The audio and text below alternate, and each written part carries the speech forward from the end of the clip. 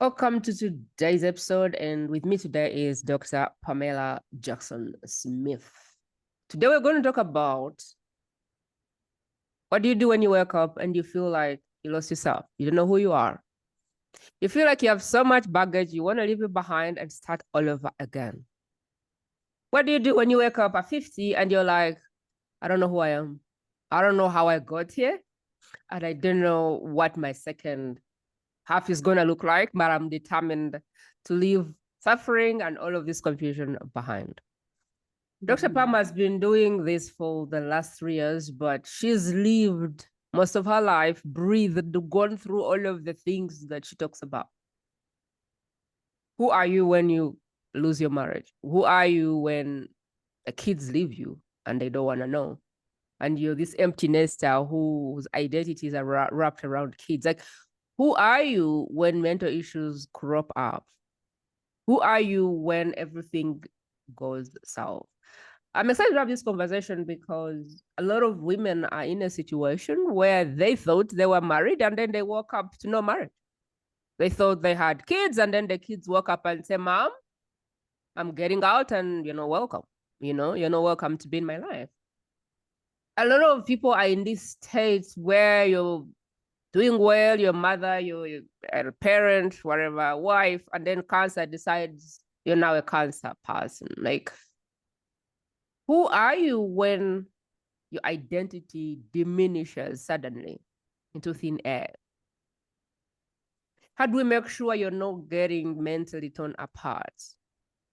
We're going to have this conversation in the most authentic way possible with somebody who's been there, done that, been that. So you can reduce the years of struggle and kind of go, my second half needs to look different, and I'm determined to make it happen.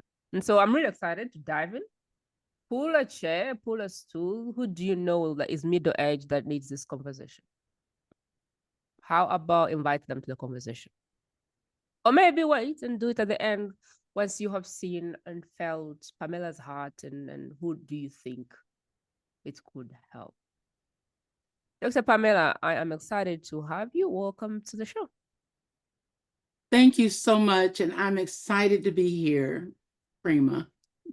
As I was going round and round talking about what you do in circles, what did I leave out that is so essential to the work you do that without that piece, everything we're saying may not make a lot of sense to the listener?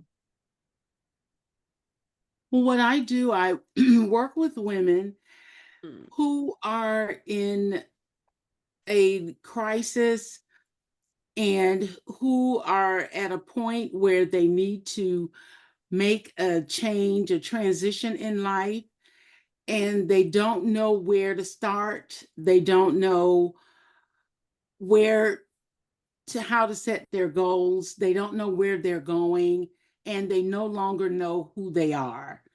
They've had a dramatic change. It could be the loss of a spouse.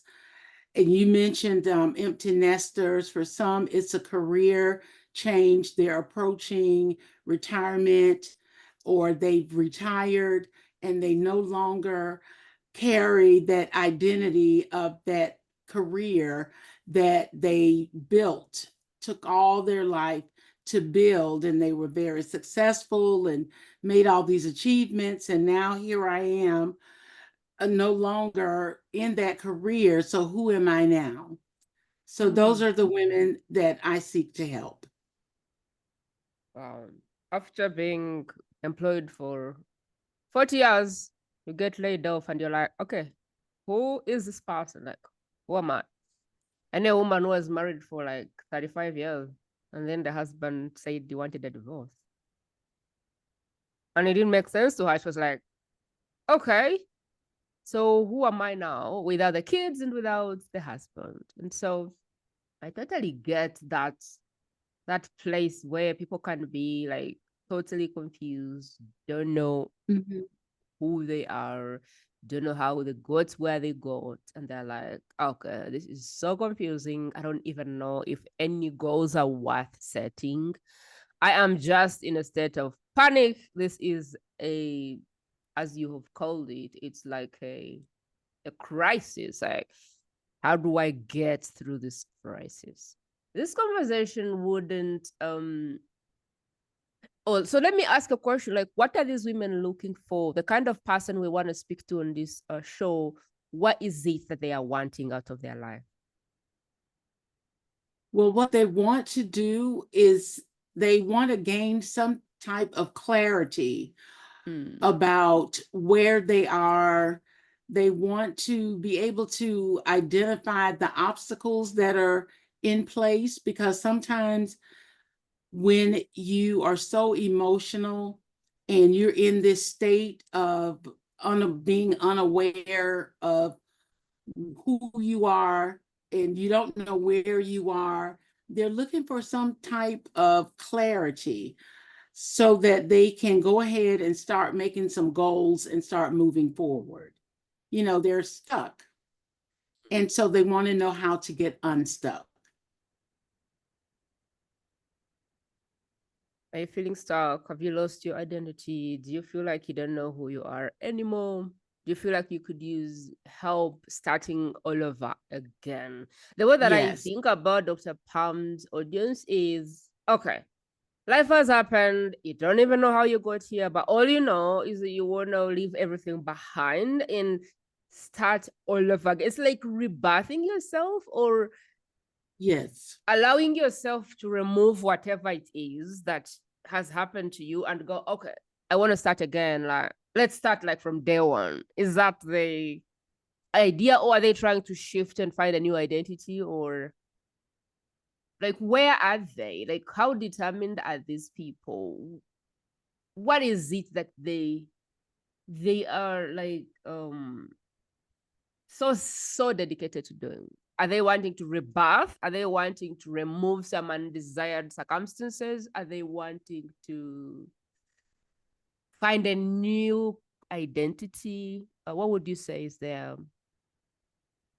Well, I would say that they want to reinvent their lives Mm, because they need to reinvent, recreate a life for themselves, because what they were basing their life on is mm, no longer there.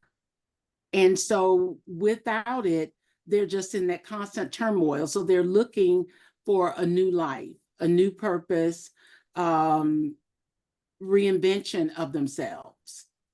And what's interesting is a lot of women can't articulate that.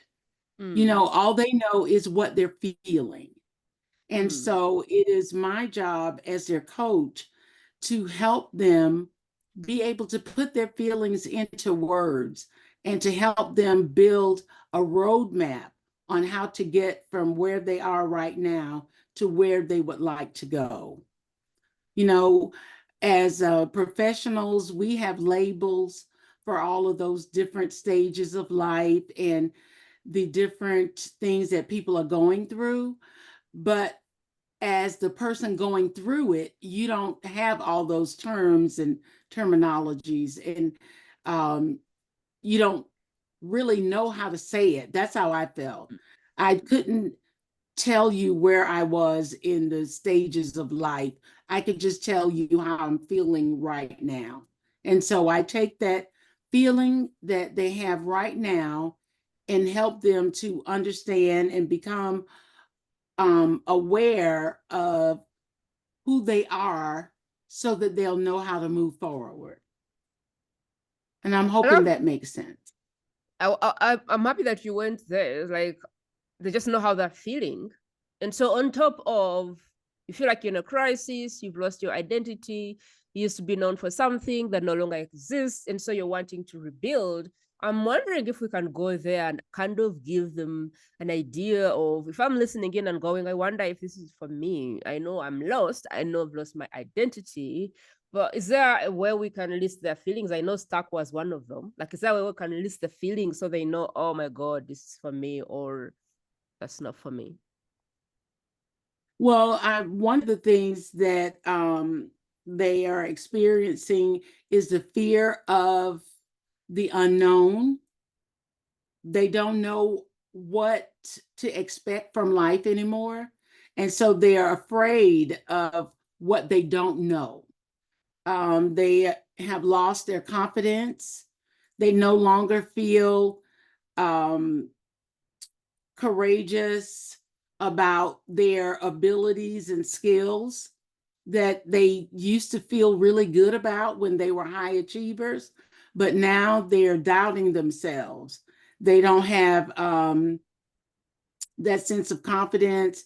They are also experiencing loneliness and isolation because you no longer have all these people in your life that you may have had all this time giving you support and friendship. And as we get older, making friends is so much more difficult than, you think about kids who meet up on the playground for the first time and they go home and they have a new best friend. Well, for women, as we age and we lose those friends that we used to have in our career, you don't just go to a meeting and make a new best friend because of all of the internal things that we have. They have financial concerns. Now that my husband's not here to manage the money, what am I going to do? How am I going to do this all by myself? How am I going to put my financial world back together? They have that the emotions of grief and anger and sadness and frustration. And then there's that pressure to conform. They're looking at what's going on around them and they're feeling like maybe I should be like someone else, but I don't know how to be that. I don't know how to get there. So those are some of the feelings that they're dealing with. I think I'm getting this. I think I have lost my power. So let's buy a bundle.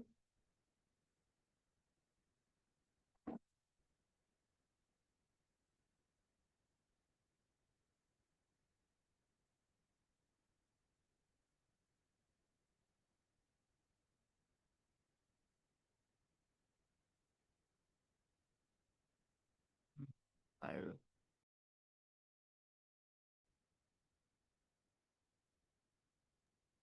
So we've lost power. Am I still coming through okay? Yes, you're coming through okay now. We've lost power. So I had to reset my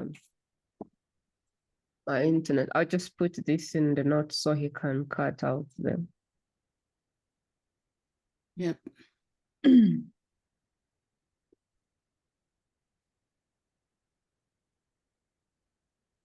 All right, so I think I really understand. I think I understand the person now. You have been in a place of responsibility, could have been mother, everyone is asking for answers, could have been in a job where everyone is expecting you to give them answers. You had these communities, maybe it's the job, maybe it's the marriage, maybe it's a church, maybe it's all of these things you have had an identity to. You've probably been successful in the wild way of seeing success, but suddenly you feel like the success has been stripped away and now you feel like a failure. And you're like, yes. Okay, how did I get here? Wow. Okay, cool. So I feel like now I understand really who we're speaking to, what the problem is, and what we're going to be giving them. So I'd love to kind of dive into your story because this conversation wouldn't be complete without your own story, because I know this has been your journey as well. Yes. Okay. Well, I will start with 2019, and I was working for the school district and having a really fulfilling, it was a very fulfilling position that I had working with the homeless, and I was happily married, and my husband and I really enjoyed life together. And it was a marriage made in heaven, is what I like to call it. And I was at work one day and I got a call. My husband had become ill, and he had been ill for a few months. He had had surgery, and he was in a nursing home facility where he could get around the clock care. And I got a call from them saying that his pulse rate had dropped. and it was so low, they had called for an ambulance to take him to the hospital, and I needed to be on my way there. And the hospital where he was where they were taking him was like 45 minutes to an hour from where my job was. And so someone drove me there because I was an emotional wreck, not knowing what's going to happen. And so someone drove me from work, one of my coworkers, and another coworker followed her so that she could bring her back and leave me with my car there. And when I got to the hospital, my husband had died. He had been dead for 20 minutes. And I was in shock, and my whole life seemed to just fall apart immediately. What in the world am I going to do now without my husband? And I started to try to think about what I needed to do next, who I needed to call. So I called the one friend that would call everybody else and let my family know. And so I started the journey of widowhood right at that point.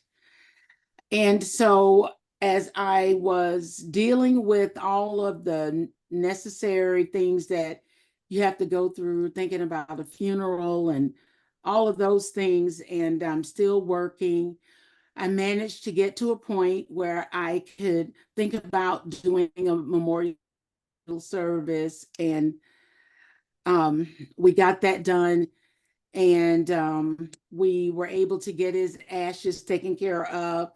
And I'm going along now, working and trying to figure out, who am I without him?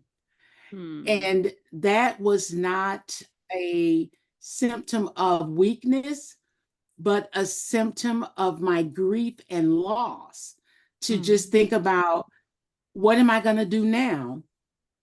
And so we had been one, we felt like we were one together. And now I was trying to figure out, well, am I a half a person now? Or who am I? Will I ever be whole again? Will I be able to make a life now? And so I went 7 months after that, and I was at work working with the homeless students. I went to pick up some toys and not toys, but gifts, because it was for my teens. And I went to pick up gifts for them, and I was walking from my car back to the building, and I tripped and hit my head on an iron bench. And I suffered a traumatic brain injury. So here I am now with this traumatic injury without my husband. And so I had to go through the process of going to the hospital to be assessed. I had 2 brain bleeds. I didn't know what was going to happen to me after that. How is my brain going to affect the rest of my life? And what I learned was my balance, and I get a little bit emotional thinking about this. My balance was affected, where I couldn't lean over to pick up something from the ground. And also I suffered some cognitive issues with my memory. So I had to start rehabilitation for my balance, and I was working with a therapist to work on my memory, trying to get my memory back. And so I was doing this. I was back home, and while I was at home, I had to have someone to come in to help me shower, to prepare my food, to do my laundry, because I wasn't able to do anything for myself. And I had been the person who was the giver with all my friends and family. I was the one that was given the care and what have you. So now I had to allow someone to take care of me. And all the time I'm praying and asking God, what am I going to do with my life? What is the reason that I'm going through all these things? And so after I came home and I'm going through rehabilitation at home, sometimes I was going out to the doctors, the rehab centers. I find out that I have to have open heart surgery. I had had open heart surgery 37 years before to get a mechanical heart valve to replace my aortic valve. And now this valve was no longer serving me. And so now we're in 2020 and it's COVID. And so we're already experiencing some isolation. So I go in the hospital, no one can come and visit me. I'm with all these strange people I don't know. I have the surgery. The pain drugs are so strong. I'm having hallucinations. And I was just really in turmoil. And I'm trying to figure it out. What can I do? What can I do, God? How can you help me? Will you heal me? And I had some visions of going to heaven. Just so much. It was just so much going on with me at that time. And so I decided to go ahead and release myself from my job. I retired from my hospital bed. I submitted my paperwork because the pressure of worrying about what was happening with the families that I had been serving for all these years was just more than I could handle. And so I retired and I got ready to come home from rehab, discovered I had contracted COVID while I was in the hospital. And so I had to go into isolation for 10 days. After that, I came home. 2 weeks after I got home, my oldest brother died. And because of my condition, my family wouldn't let me come to the funeral. A month after that, my youngest brother died. And it's just so much loss, loss of my health, my well-being, on top of the losses of my husband and my brothers. And so I went into the recuperation mode, trying to get better and praying and asking God for direction on what to do. And as I continued to get better, to get back on my feet, to get my memory back, to get my balance back, it came to me that there are so many women going through this same journey that I was on who needed help, and that I decided I would try to become a life coach so that I could help women going through what I had gone through. And I enrolled in a life coaching program. And what I realized was while I was training to coach others, I was healing inside and I was regaining my identity so that I could move forward. I had prayed and asked God to put me in the company of women who were like-minded. And that's what happened to me in my coaching program. And I was able to move forward with my life. Wow. So you lose your husband, followed by your memory. Now you can't support yourself, so you actually can't move. You lose your job, and you're like, okay, who is this person? Like, who am I? What Yes. do I even do from here? Like, what do I even do from here onwards? And so you get into this journey of helping yourself, and you go like, wait a minute, how many women have their own version of this? Mm-hmm. How could I use my pain for my purpose? And you decide, Mm-hmm. okay, I'm going to be a life coach for women who've lost their identity, women who've suffered so much, they don't even know how to move forward. Nothing makes sense moving forward. How can I be that beacon of help for them? How can I give them something to lean on and move forward? Wow. Yes. Wow.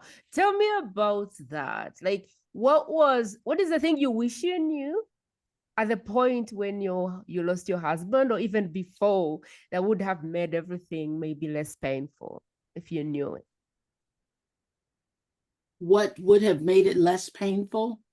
Like, what do you wish you knew before your husband died, or even after he had died, that maybe would have made things less difficult, less complicated, less painful? I don't know what the word is, but like, what do you wish you were told before that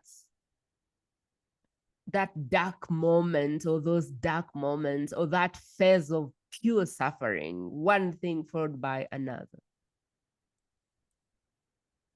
Well, being that I am a woman of faith and a Christian, the thing helped that helped me was well, what I discovered was that I needed to rely on my faith, because I had gone through things before in life.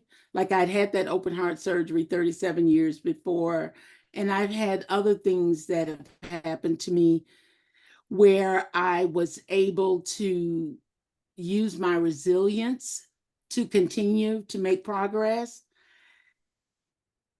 I just needed to be reminded of those times when I had overcome obstacles. And so that's what I wish that I had been more aware of. But it was kind of like I needed to go through those things to realize that I still had resilience, that I was still a resilient woman, that I could still bounce back, you So know. what was that one lesson that life has taught you today? Like, what is the one lesson going back? You're like, okay, I went through this, but I guess it was to learn this lesson. What do you feel is the lesson that God had for you in the bank, that you had to fetch through the struggles and the problems? Looking back, like, what do you think the lesson God wanted you to learn was? I think the lesson was that regardless to what I'm going through, I can overcome it. You have That what it takes. there is a way for me to overcome, and I just need to search for the way. And for me, it's been going through life coaching and therapy to help me to regain my sense of resiliency. I want to take you Yeah. to the I want to take you to the work you do now. And I wanted to ask you, if I was a woman who was in some way, shape, or form suffering from a loss of identity, which could look like, I don't know, a few things that add up together. And I was saying, I have no idea where I'm going, but what I know is that I don't want this to keep going, right? I want to start all over again. What would be the steps that you would advise? And I think you do this with your clients in the back. What are the steps from lost and stuck to I am rebuilding myself now with so much clarity? If you would like to go there. Well, I have a methodology that I have been using even before I was a life coach, and I have used it working with clients and families and parents that I've had to work through that were going through these types of transitions. And I call it CAPE. And what CAPE, CAPE is an acronym for compassion, advocacy, partnership, then empowerment.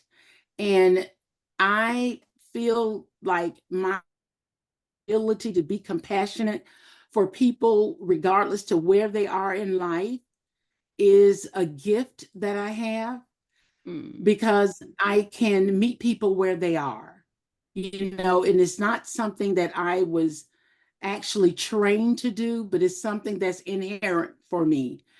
And once I encounter someone and I'm compassionate, then I work with them to build a relationship so that I can become an advocate for them. And sometimes the advocacy has been external in my work, but when I'm working with my clients, I'm an advocate for them with them. I'm their number one cheerleader. I'm pulling for them. And I can see that as they start to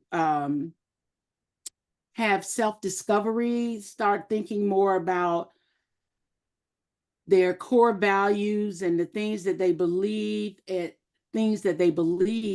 and we're working with their mindset, then I can work with them towards some goal setting and some visioning for where they would like to go.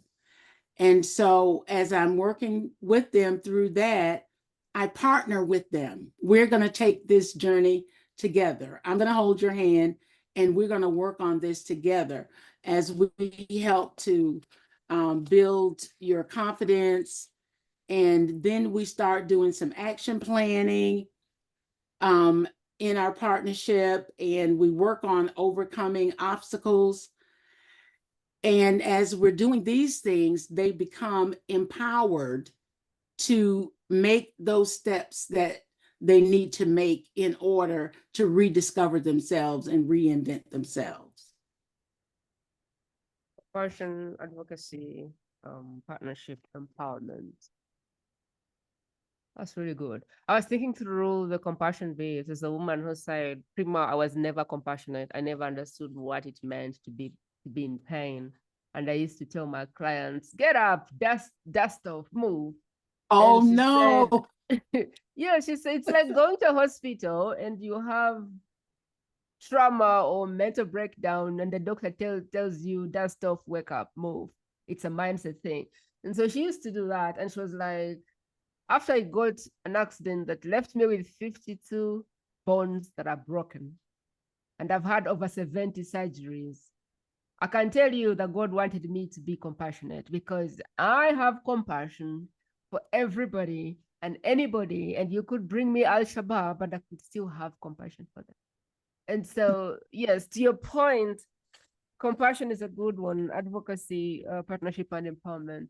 If I was lost and I was using this podcast as my last choice because I have probably can't afford anything else, and I was saying, okay, what do I do when I leave this podcast? What can I do as 1, 2, 3 things to get even like a little bit of clarity? Because I feel like the problem is lack of clarity sometimes because we fear, because there's things in the past that have showed up and they've programmed us to expect bad things and suffering.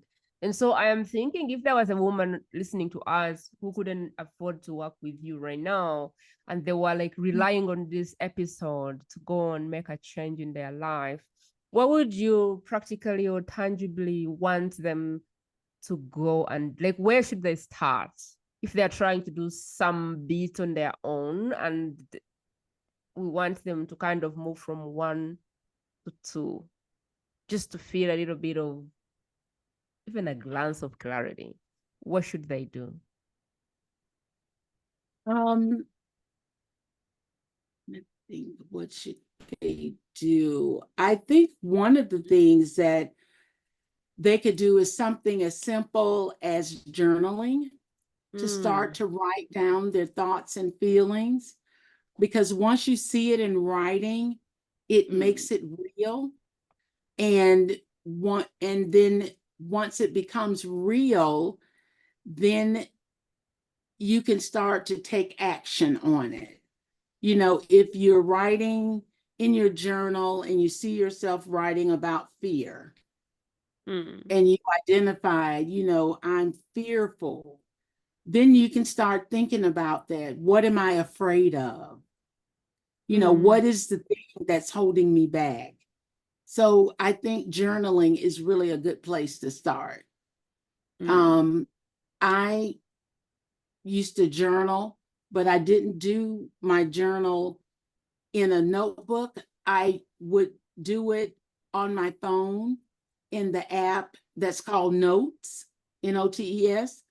And I would write down things that I was thinking, things I was hearing, and I would record it in my notes so that I can have some type of feeling of reality of what I'm going through. Because sometimes you're wondering, is this really real? You know, am I really going through this? You know, I was the person that was getting all the awards at work, and I was the one, you know, that was the first one to step up to want to take leadership. And now I'm just feeling like I can't move. And so you start writing these things down, and then it gives you some type of framework on how you can start thinking about moving forward. And I think that's a way that you could start to get a win if you start writing those things down. I love that. One of the things that I like to do is I like to just be clear of what I want. So life could be going upside down, and I would say, but what do I want? And somehow when I'm clear about what I want, it happens.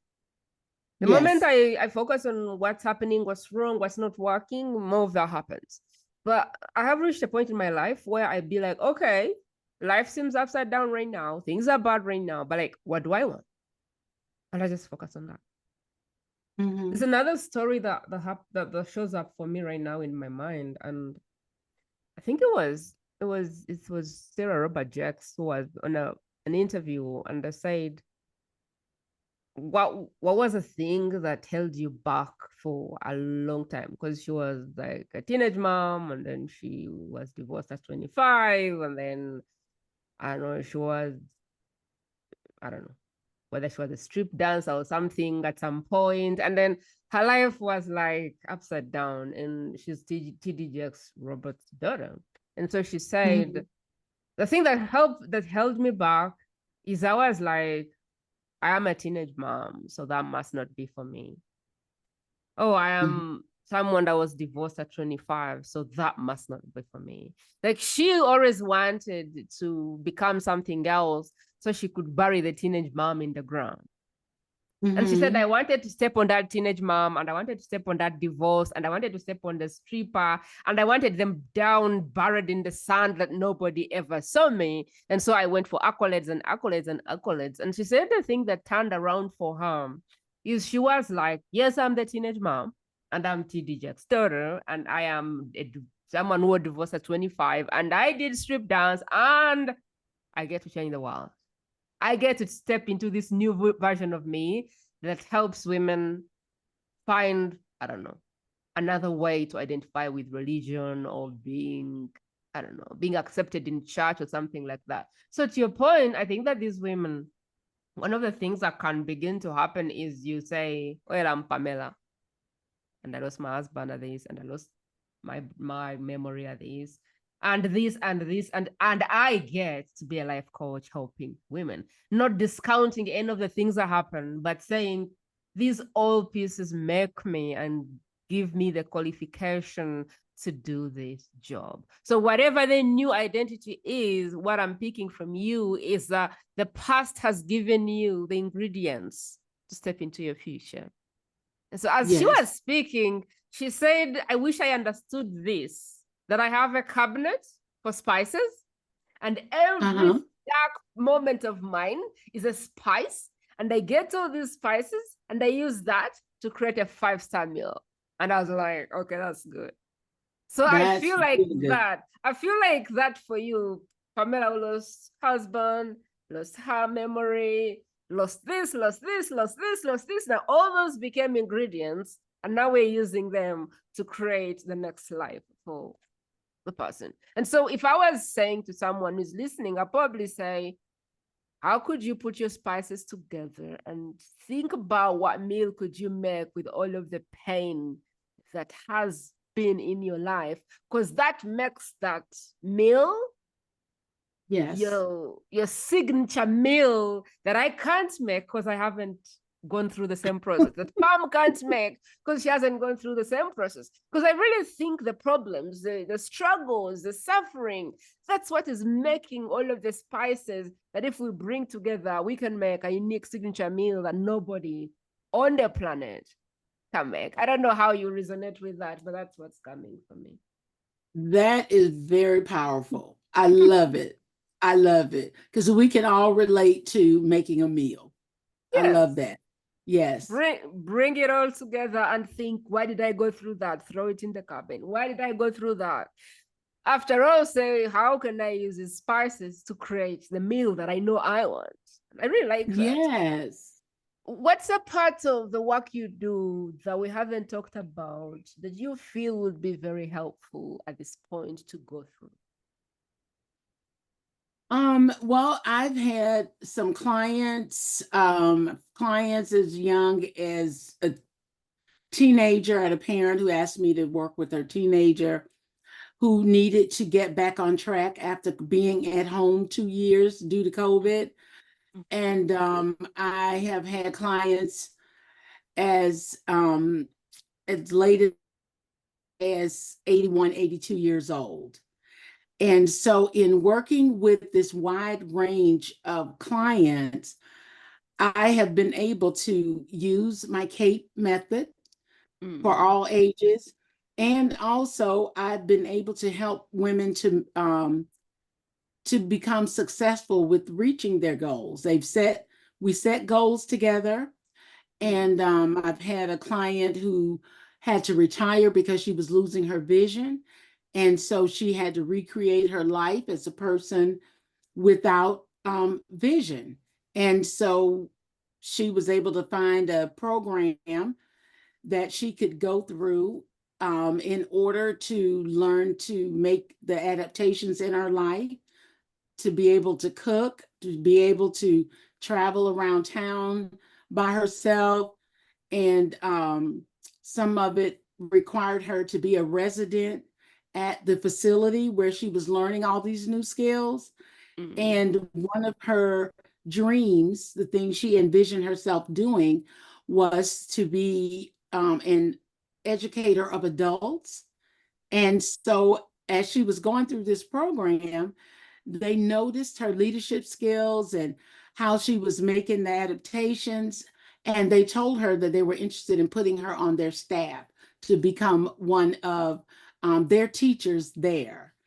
And this was somebody of retirement age. I've had another client who wanted to know what her purpose was because she realized she had so many different gifts, things that she was able to do, but she wanted to know what God wanted her to do.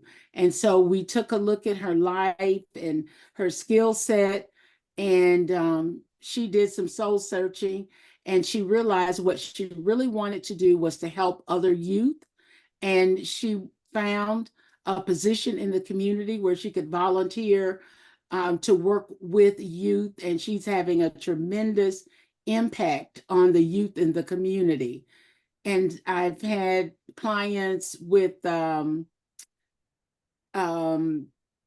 low self-confidence. I've worked with them to be able to regain their confidence.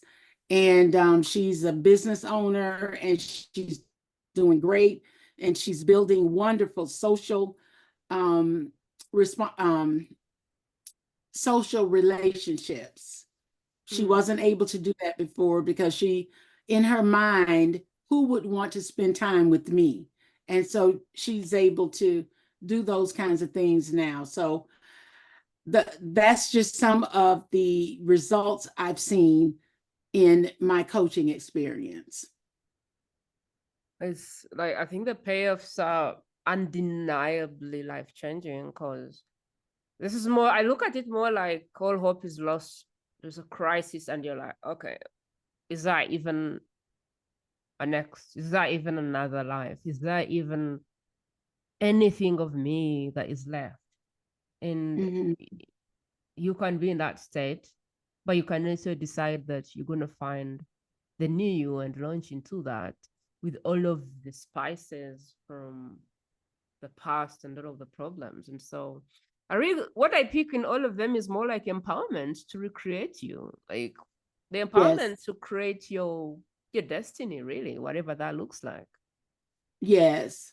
Mm. And before becoming a coach, throughout my life, I have worked with um, women, youth, young women, older women in church, and also as a mental health therapist to help women reach their goals, to achieve their dream, whatever they're envisioning for themselves, and when they didn't have a vision, to help them create a vision for who they could be now. And I've done empowerment workshops, which have been very successful. And I've worked with widows. I'm a widow. And so I love working with widows as well. Yes, and so I'm available.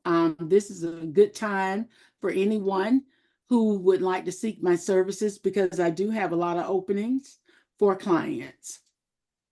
Tell me more about that. So you do one-on-one consulting, you do workshops. Give me a little bit of more of how you help people. I want the listener to kind of see where is it they may best fit. Okay, I provide one-on-one coaching, and I also do group coaching because sometimes it's good for women who are going through something similar to bond together because they can give each other strength. And I do keynote speaking. I have a list of speeches on my website, and I have my website posted right here, drpamsplace.com. And I can also create speeches for whatever your purpose is, whatever the occasion might be. I can do keynote speaking. And Amazing. I So, can do long-term coaching. It's not all 6 weeks or 90 days. I can do up to a year or however long the client needs me to work with them. okay, so one-on-one and group, short-term and long-term workshops, keynotes. Okay, that's quite a lot of things that you do. What I would like to suggest is we're going to put Dr. Palm's website in the show notes. You can also read it behind her. drpalmsplace.com, but we're going to put it in the show notes. You can click on it and you can grab a call with Dr. Palm. I think sitting with her may be the best way to know like which of the containers is best for you right now, because Yes. I think there's going to be different needs for different containers, and it's probably not going to be that everything is for you. So like which of these facilities is going to be best for you? Ultimately, the biggest thing you can do for Dr. Palm, myself, and the work we do in the World's Best Kept Secret is to share this episode with one person whose life could be altered by Dr. Palm. So I want you to pause and think who's going through a life crisis right now. Who just lost their father, and that has dropped them into like this midlife crisis at 20 or 15, who knows? Who just lost a husband, they don't know where to move from there. Who's had cancer for X amount of time and they're just losing all hope through that? Who do you know that needs to recreate themselves? You're like, I love this person, I care for them enough. I think they've had enough suffering. Who do you know that has been divorced out of nowhere?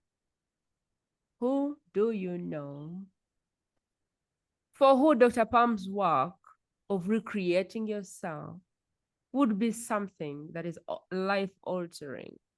Best thing you can do is share this episode in their private space. Is it Messenger? Is it WhatsApp? Is it normal SMS? Share it with them so they can come to your coffee and listen in. You really never know how much of a change sharing this episode can do with somebody else. So I would argue to stop and share this episode with one person for who you would love to bless today. And if you're watching this because somebody shared it, please do not break the string. Go forth, look in your people, the people that are dear to you, and think which woman would find this work life-changing. Which woman would love some help in finding who they are as a person now, after all of the things in the past, so they can recreate that version of themselves. Please pass on the message. And as always, pull your app up and do all of the things that you have the ability to do. Is it to follow? Is it to subscribe? Is it to review, or is it to comment? Whatever it is, know that you're doing that is very helpful and really does help the show more than you think. Dr. Pam, we're getting to the end, and I would love for you to give us your parting word. Okay. Well, if you find yourself in a state of what we call decision paralysis, because you're just overwhelmed with decisions to make, because you're fearful of the consequences of your choices, I believe I can help you. I've been there. And that's one of the things that makes my coaching different, is because I've been through the things that I'm willing to help you with.